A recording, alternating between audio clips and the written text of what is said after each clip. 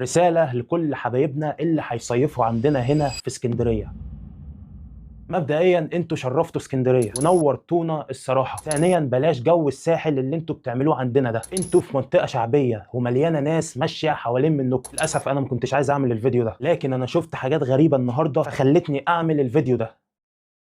يعني بلاش جو انك عريان من فوق وعلى الله حكايتك كده. انت هنا مش في الساحل، انت في اسكندريه. بلاش انك تكون غرقان من ميه البحر والرمله تركب مواصلات عادي. انت كده بتغرق كراسي العربيه اللي انت بتركبها، بتبوظ للسواق الدنيا ولغيرك اللي هيركب بعدك. يا ريت تفهم انت بتعمل ايه، وارجوك بلاش تعمل كده. فالكلمتين دول مهمين وضروري جدا انك تهتم بيهم، وضروري برضو لو انت شفت حد بيعمل كده الواجب عليك تكلمه وتفهمه بالادب، ولو ما جاش معاك بالادب ففي مسؤول هيعرفه بالطريقه اللي تناسبه. فمعذرة يا صديقي على الفيديو ده، بس اقسم بالله انا شفت حاجة غريبة، وللأسف كل سنة بنشوف حاجات اغرب من السنة اللي قبليها. فبس كده، سلام عليكم.